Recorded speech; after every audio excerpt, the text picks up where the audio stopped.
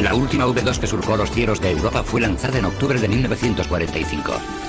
Pero en esta ocasión, los barrios de Londres y Amberes no corrían peligro. Era una simple exhibición. El rugir del ascenso de la V2 contrastaba con el triste programa sobre cohetes desarrollado por los aliados. Los norteamericanos habían comenzado a investigar casi un año antes en respuesta al éxito logrado por los alemanes. El JPL, o Laboratorio de Propulsión por Reacción de California, realizó los primeros experimentos de largo alcance del país para el ejército de los Estados Unidos. Desarrollaron un pequeño cohete de combustible sólido, denominado Private, como primer paso para lograr un cohete alimentado por combustible líquido y con un peso de 900 kilos. Al haber capturado varias V2, la asombrosa complejidad del arma empujó a actuar al ejército norteamericano. En julio de 1945, en White Sands, Nuevo México, se creó un campo de pruebas para misiles. Dentro del proyecto Hermes, la General Electric, compañía vanguardista en la tecnología de los motores de reacción de alta temperatura, recibió el encargo de analizar las V2 de cabo a rabo y descubrir cómo diseñar y hacer funcionar cohetes aún más avanzados. En enero de 1946, Werner von Braun y 20 miembros de su equipo de especialistas en cohetes de Peenemünde llegaron a White Sands dentro de un programa del gobierno americano llamado Operación Paperclip. Su trabajo consistía en colaborar con el proyecto Hermes V2 y en pegarle un acelerón al programa de misiles norteamericano que seguía en pañales comparado con lo que habían logrado los alemanes.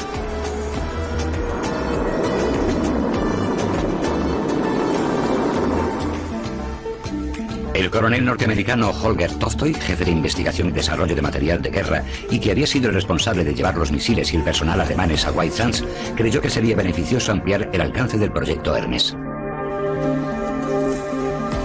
A los laboratorios universitarios de agencias del gobierno les dieron una única oportunidad. Toftoy convocó una reunión en enero de 1946 para decir: aquí están las V2. En lugar de poner un montón de TNT en la ojiva, queremos que cada grupo introduzca distintos instrumentos en el espacio de la ojiva. Lo llamaban literalmente espacio de la ojiva, para ayudarnos a comprender mejor la atmósfera superior, pero sobre todo para hacer todo aquello que se les ocurra.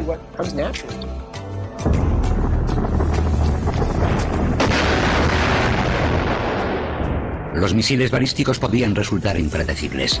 El ejército construyó la estructura exterior más segura del mundo, un búnker de cemento armado diseñado para soportar el impacto de una V2 desde una altura de 160 kilómetros.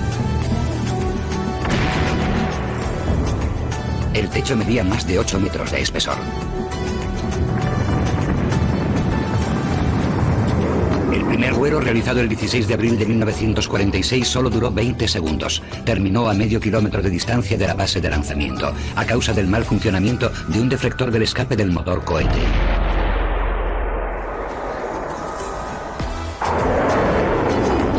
Pero en cuestión de 30 días se lanzaba una segunda V2 que se elevaba como una flecha desde el desierto. La exploración científica del espacio se había convertido en una realidad. El propósito de utilizar cohetes para investigar la atmósfera superior era lograr que los instrumentos realizasen mediciones directas a elevadas altitudes, a 80 kilómetros por encima de la Tierra, para medir, por ejemplo, la temperatura, la presión y la densidad de la atmósfera, para medir los electrones de la ionosfera. El gran espacio de la ojiva podía admitir tal variedad y cantidad de instrumentos que la mayoría de las V2 Hermes superaban el peso de diseño del cohete, algunos en casi 1 tonelada.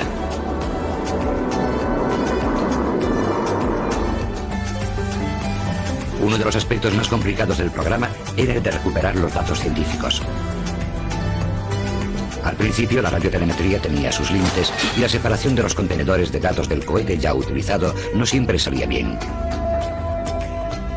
La respuesta estaba en situar aparatos de grabación dentro de recipientes blindados que soportarían la caída sobre el suelo del desierto. Eso fue lo que hicieron en octubre de 1946 con la V2 número 13, que llevaba a bordo una cámara reforzada por un blindaje de 2,5 centímetros de espesor. La cámara quedó destruida por el impacto, pero la película fue recuperada en perfectas condiciones. Lo que sobrevivió fue la primera película en la que se apreciaba la curvatura de la Tierra. Fue un momento decisivo para el hombre en lo relativo a la comprensión de su planeta. Las V2 también realizaron los primeros experimentos biológicos en el espacio. El primer intento de medir los efectos de la aceleración y la ingravidez se llevó a cabo en junio de 1948. Albert, un macaco de la India que pesaba 4 kilos, fue anestesiado y después se le realizaron las conexiones necesarias para enviar sus movimientos respiratorios a la Tierra. A continuación introdujeron en un espartano aposento al primer astronauta del mundo.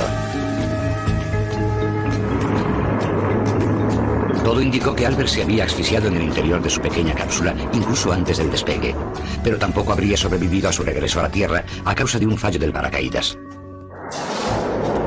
Otro experimento realizado en White Sands, el de llegar más alto que nunca, suponía sustituir la parte superior de la V2 por el cohete experimental Quad Corporal desarrollado por el JPL. Esa combinación se denominó Bumper y se convirtió en el cohete de 2 módulos más grande lanzado en el hemisferio occidental. Bumper es un programa interesante. Fue más secreto que otros porque implicaba el desarrollo de sistemas de 2 etapas. Bumper fue el primer esfuerzo realizado para lograr alturas muy superiores que las conseguidas hasta la fecha. El Bumper 5, lanzado en febrero de 1949, se introdujo 200 kilómetros en la negrura del espacio, estableciendo un récord. La ingeniería y los conocimientos norteamericanos habían transformado un arma de terror en una herramienta para el descubrimiento.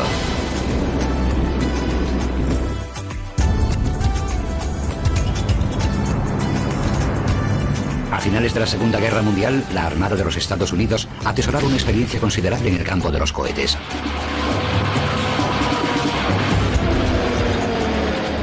Los mortales ataques kamikaze de los japoneses habían provocado un tremendo esfuerzo de investigación de los misiles guiados antiaéreos. Y el BAT, el primer misil aire-tierra controlado por radar, fue desarrollado en Washington, donde se crearon los instrumentos electrónicos más avanzados para la guerra.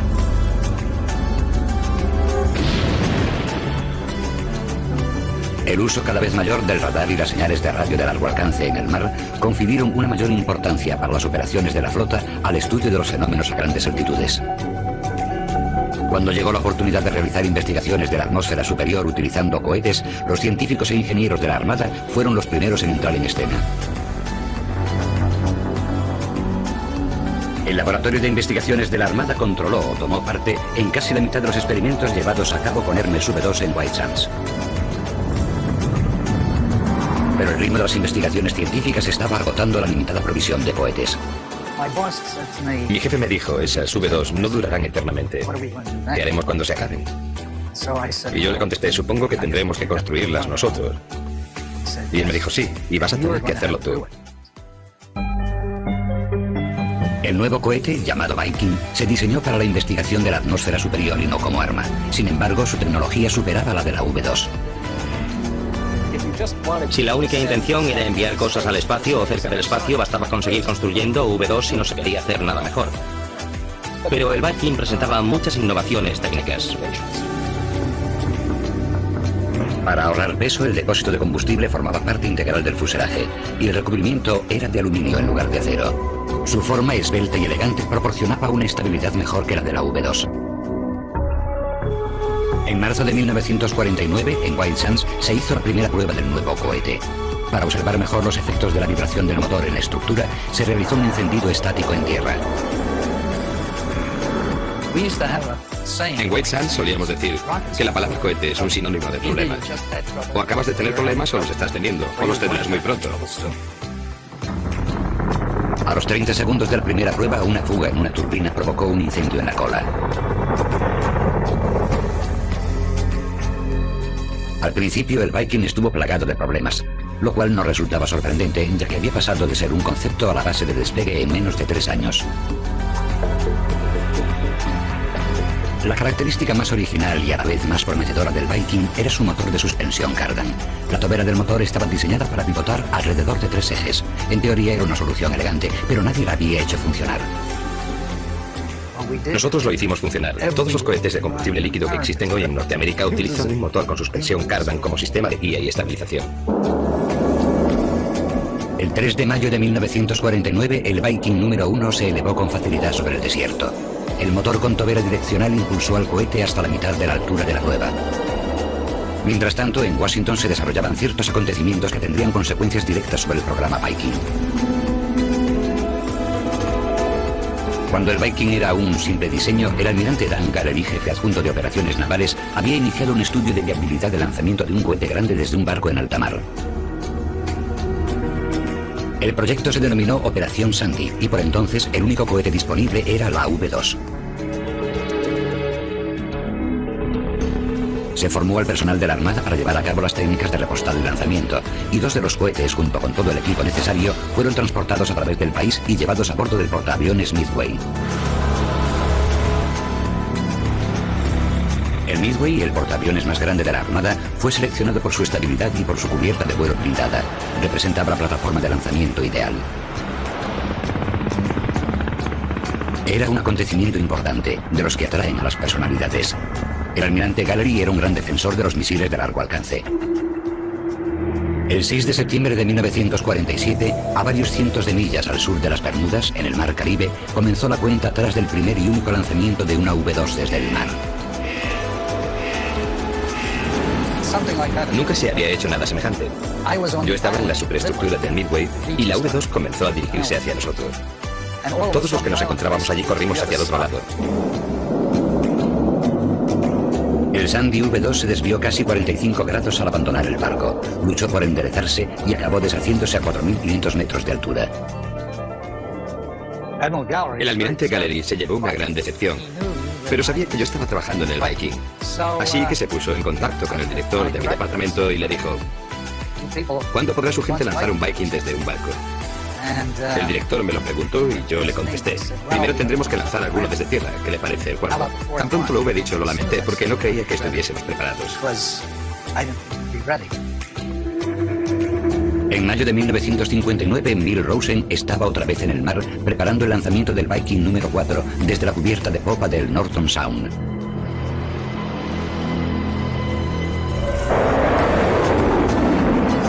Se tuvo mucho cuidado a la hora de compensar el cabeceo del barco. Incluso se hicieron pruebas con Vikings falsos propulsados por pequeños motores de combustible sólido.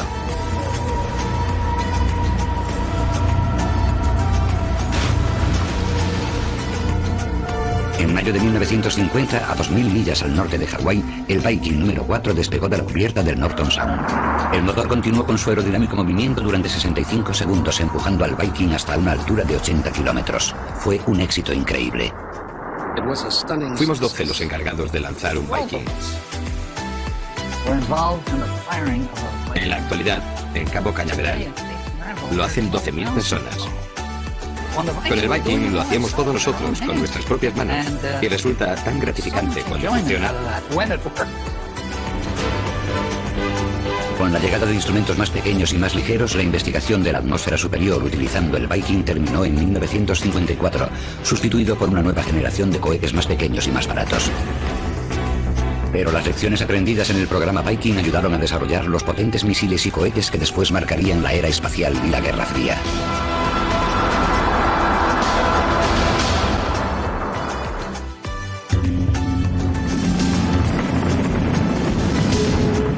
En White Sands se hacía referencia a cada V2 disparada, aunque fuese para investigación científica, con el nombre de bala.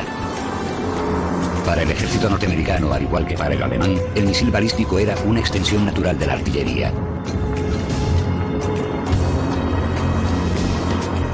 Pero a la Armada y a las fuerzas aéreas les preocupaba la carga explosiva y la precisión. El sistema de guía primitivo y la ojiva de 1 tonelada de la V2 no eran nada desde un punto de vista militar, sobre todo teniendo en cuenta que las bombas atómicas disponibles pesaban casi 5 toneladas. Las fuerzas aéreas fueron el primer cuerpo del ejército norteamericano en contemplar la viabilidad de los misiles intercontinentales, lo que significaba llegar a blancos situados a 8.000 kilómetros, un requisito asombroso teniendo en cuenta los 320 kilómetros de alcance de la V1 y la V2. La Conver Corporation de California fue seleccionada en 1946 para desarrollar un vehículo de prueba para misiles balísticos. Simplemente se le llamó Proyecto MX-774. Un científico de origen belga, Karel Bossart, también conocido como Charlie, era el ingeniero al frente del proyecto. Comenzó con la configuración básica de la V2 y la fue modificando. Realizó modificaciones muy importantes a la V2. Como ingeniero de estructuras, la principal preocupación de Bossart era equilibrar el peso de la V2. Una revolucionaria estructura de globo sustituyó al rígido y pesado fuselaje del cohete alemán. Utilizando el llamado diseño de ala líquida, que situaba el combustible del aparato directamente en los compartimentos de las alas, los depósitos de combustible del MX-774 pasaron a formar parte integral de la estructura del misil. El MX-774 fue el primer misil norteamericano diseñado con una ojiva separable.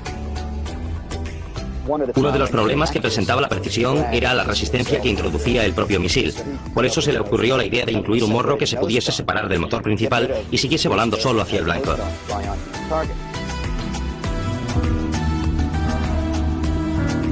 El grupo motor era una versión que propulsionaría a Chuck Yeager en el PLX-1 a velocidades supersónicas.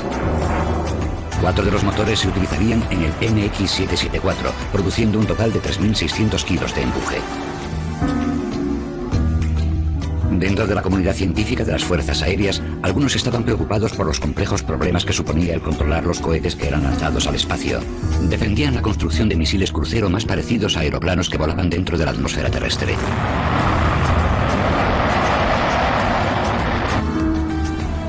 Las fuerzas aéreas cancelaron el MX-774 por motivos presupuestarios, pero permitieron que la Convair completase sus pruebas de vuelo.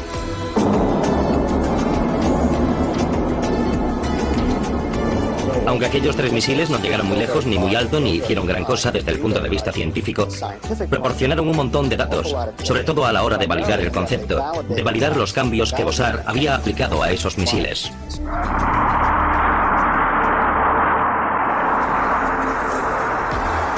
La Convair vio el potencial del diseño del MX-774 y continuó investigando por su cuenta. Esos conocimientos proporcionarían más adelante las bases de los primeros ICBM.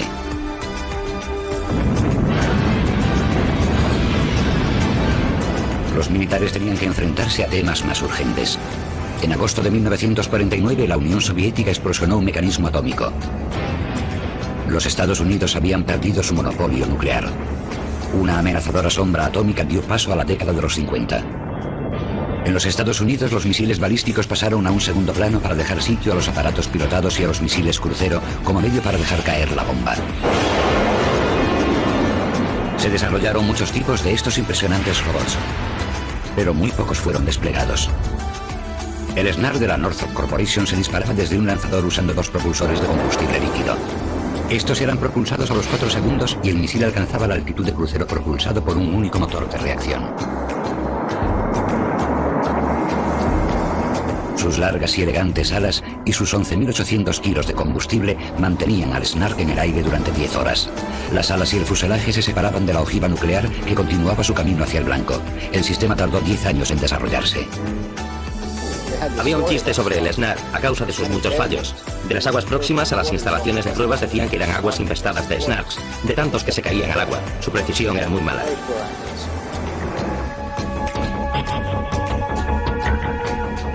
La Armada norteamericana desarrolló el Regulus como medio para ampliar su propia capacidad de ataque nuclear. Para dispararlos, el submarino tenía que salir a la superficie, abrir un hangar. La tripulación tenía que sacar el misil que se deslizaba sobre la rampa de lanzamiento. Después se alineaba dicha rampa y se disparaba el misil. Un sistema muy extraño y que además requería que el submarino estuviese en la superficie. El misil de crucero que más influencia tuvo de todos los fabricados en los años 50 fue el Navajo, de la aviación norteamericana. En lugar de los propulsores de combustible sólido utilizados en otros misiles de crucero, el Navajo usaba motores cohete de combustible líquido, derivados del motor de la V-2 alemana, para alcanzar velocidades supersónicas y altitudes donde el misil de crucero adjunto se separaría y volaría hacia el blanco.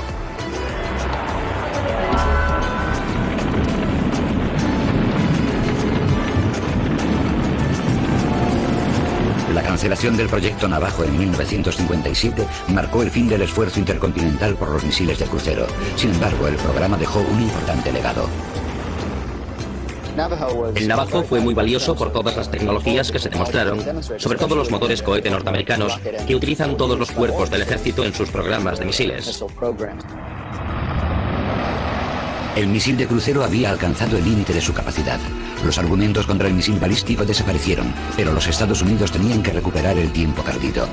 Había llegado la era de los ICBM.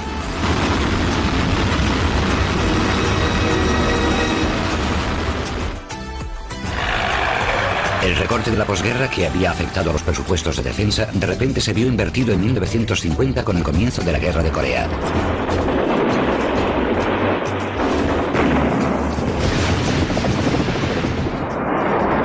Las compuertas del gasto militar se volvieron a abrir, pero la rivalidad entre cuerpos del ejército evitó el desarrollo unificado del misil balístico. Werner von Braun y su grupo de ingenieros alemanes fueron transferidos a Redstone, en Alabama, donde comenzaron a trabajar en un misil para el ejército con capacidad nuclear de 150 kilómetros.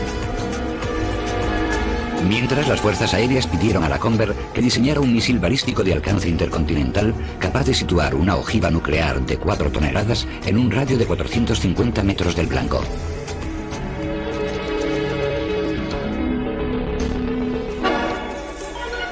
El misil propuesto por la Conver, llamado Atlas, medía más de 30 metros y necesitaba el empuje de 5 motores cohéticos para elevar un peso estimado de 200.000 kilos.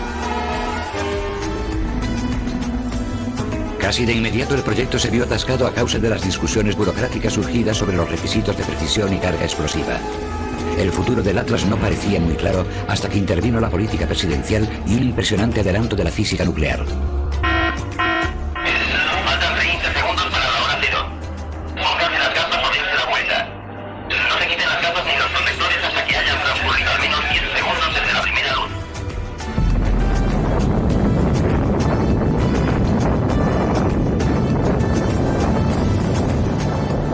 En noviembre de 1952, los Estados Unidos detonaron el primer dispositivo del mundo de fusión de hidrógeno o termonuclear. La explosión fue equivalente a 10 millones de toneladas de TNT, más de 1000 veces la fuerza de la bomba que arrasó Nagasaki. El único problema desde el punto de vista militar era que pesaba casi 30.000 kilos y era del tamaño de una casa pequeña.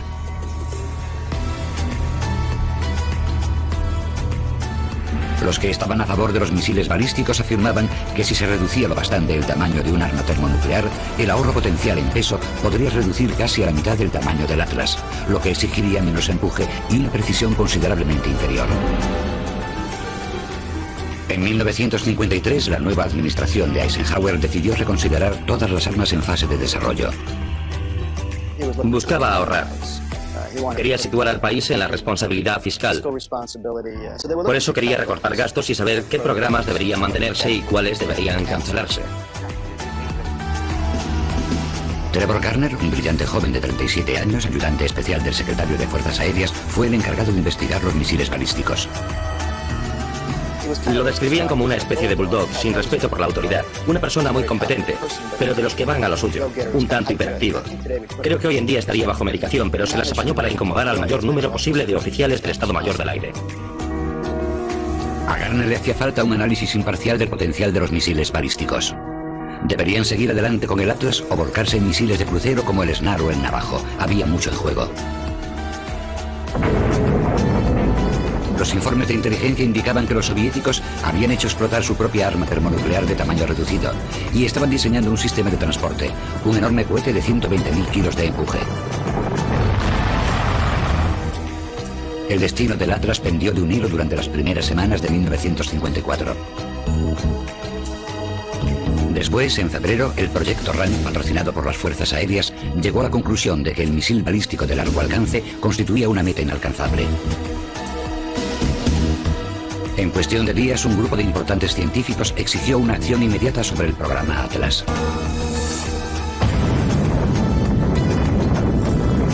El 1 de marzo de 1954, los argumentos en contra del Atlas que quedaban desaparecieron con los resultados de la última prueba realizada en el Pacífico Sur. Los Estados Unidos ya tenían su ingenio termonuclear en miniatura. El general Bernard River, piloto de bombarderos de la Segunda Guerra Mundial y experto ingeniero, fue elegido por Trevor Garner para dirigir el desarrollo del Atlas. Me dejó asombrado el arma termonuclear de 680 kilos y el rendimiento de megatones, que reducía considerablemente el tamaño del ICBM. Nos enviaron las recomendaciones. Primera, seguir adelante. Segunda, concederle prioridad nacional. Tercera, establecer un acuerdo de gestión único, porque según ellos deberíamos tener capacidad operativa en 1960. El general diseñó una nueva propuesta que más o menos consistía en un impresionante número de malabarismo. Todo, desde el sistema de guía y la propulsión a la ojiva y el morro, iba a ser desarrollado al mismo tiempo. River lo denominó coincidencia.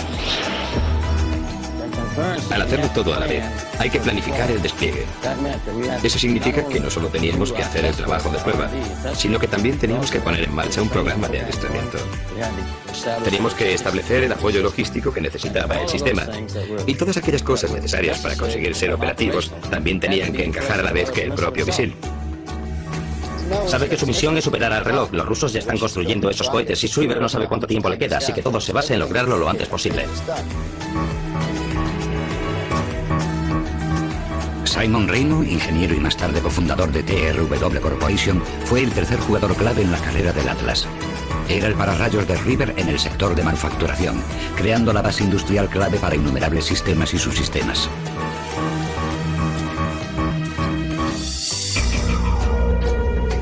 Charlie Bossard, el ingeniero del proyecto Atlas, ni siquiera sabía el peso de la nueva ojiva, y para hacer que el fuselaje fuese lo más ligero posible, el recubrimiento del Atlas estaba hecho con un acero inoxidable del espesor de una moneda de 10 centavos. La estructura de globo, que había sido desarrollada para el MX-774, requería que el fuselaje estuviese presurizado o se hundiría bajo su propio peso. Werner von Braun puso en duda si era o no factible. Lo presurizaron y uno de los ayudantes de von Braun cogió un mazo e intentó abrir un agujero en el vehículo de despegue. Pero como estaba presurizado, cedió un poco y volvió a su sitio con gran fuerza, por lo que el ayudante estuvo a punto de golpearse con el mazo. El nuevo Atlas medía 23 metros de largo y 3 de diámetro. 3 motores proporcionaban un total de 163.300 kilos de empuje, gracias a una colocación única denominada modulación en paralelo. Los 3 motores del Atlas se encendían en tierra. Después de 2 minutos de vuelo se desprendían 2 de los motores. El motor que quedaba funcionaba durante 2 minutos y medio más, proporcionándole el máximo alcance a la ojiva. En mayo de 1957, el Atlas número 1 fue transportado desde la fábrica de Convair en San Diego hasta Cabo Cañaveral, Florida, donde se preparó en su base de lanzamiento. El 11 de junio el misil alzó el vuelo. Menos de un minuto después del despegue, uno de los 2 booster o motores auxiliares falló, lo que provocó unos giros incontrolables. El primer Atlas acabó convertido en una enorme bola de fuego. El Atlas número 2 sufrió un destino parecido. 4, 3, 2, 1. Iniciando. En el tercer intento, realizado en diciembre de 1957, el Atlas surcó los cielos sin un solo problema técnico. Fue un éxito total, pero solo era el primer paso. El desarrollo y las pruebas continuaron a toda velocidad con la intención de cumplir la fecha límite impuesta por las fuerzas aéreas, que se cumplía a finales de la década. El reloj seguía corriendo. En septiembre de 1959, en la base de las Fuerzas Aéreas de Vandenberg, California, una tripulación de misiles del Mando Estratégico del Aire lanzó un Atlas por primera vez. Las Fuerzas Aéreas anunciaron que el ICBM había alcanzado su fase operativa. Olvidaron decir que el arsenal de ICBMs estaba formado por tan solo un Atlas armado y lleno de combustible, aunque pronto estaría acompañado por muchos otros. La capacidad y la determinación de Trevor Garner, Bernard River y Simon Reino para crear el ICBM en un tiempo récord se considera uno de los logros más importantes de la tecnología norteamericana. Durante 5 años el Atlas fue la principal expresión del elemento nuclear disuasorio del país, aunque acabaría siendo reemplazado por ICBMs de segunda generación como el Titan y el Minuteman. Pero el globo de acero de Charlie Bossard pronto se vio reclutado para realizar otra carrera y otro papel, el de protagonista de la carrera espacial.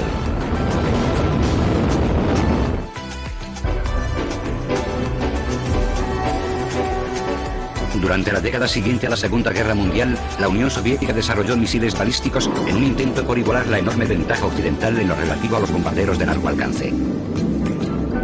El peso y medida de la primera generación atómica y termonuclear suponía un factor primordial en el diseño de los misiles soviéticos. En esa época, las ojivas de hidrógeno soviéticas pesaban hasta 5 toneladas métricas.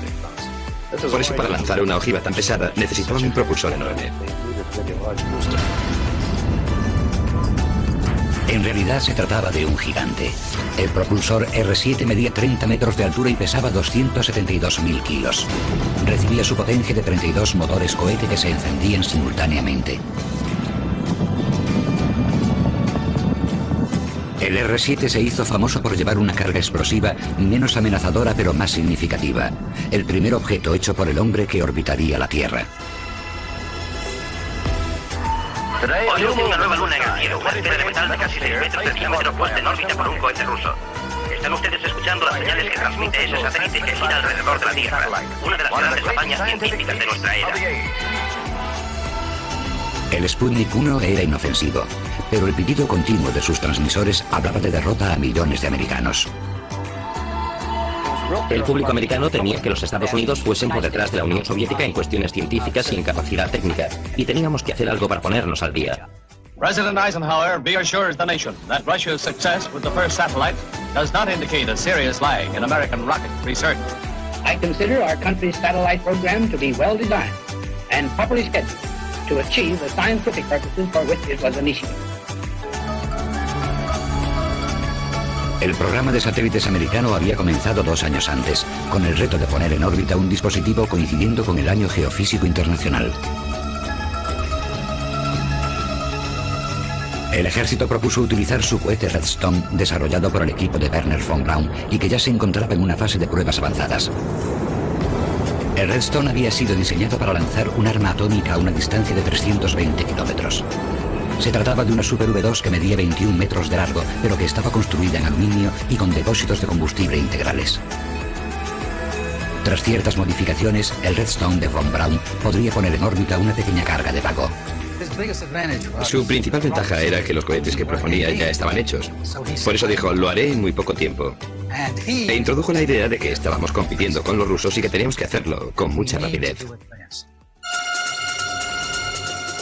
Para amarga decepción de von Braun, la propuesta del ejército fue rechazada en favor de un nuevo diseño, un derivado de 3 etapas del cohete Viking denominado Vanguard.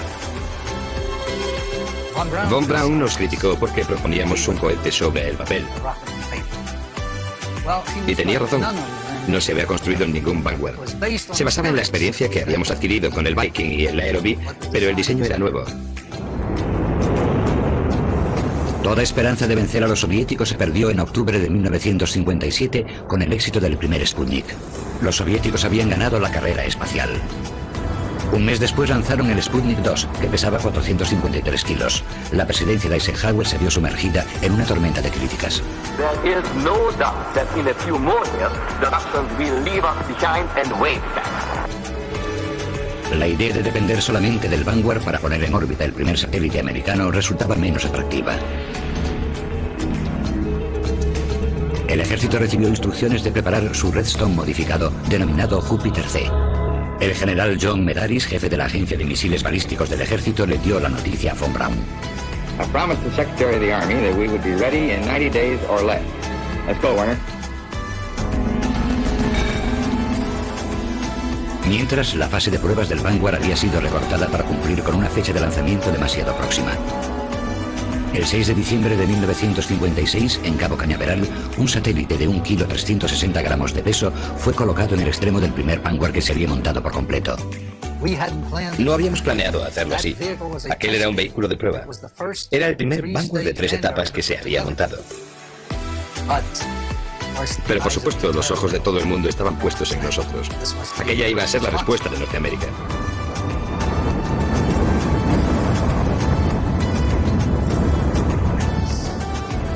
Yo me quedé destrozado. Fue una de las cosas más terribles que viví en el juego de los cohetes. Sabíamos que era muy arriesgado. Sabíamos que teníamos muchas posibilidades de fracasar. No lo habíamos puesto a prueba y, sin embargo, teníamos la esperanza de que saliera bien. Ahora le tocaba al ejército. Las esperanzas de toda una nación estaban puestas en el Júpiter C, ubicado en Cabo Cañaveral. A última hora de la tarde del 30 de enero de 1958, el satélite Explorer 1, desarrollado por el JPL, fue colocado sobre el cohete. La cuenta atrás llegó a los últimos segundos. 9, 8, 7, 6, 5, 4, 3, 2, 1. Orden de lanzamiento. Ignición.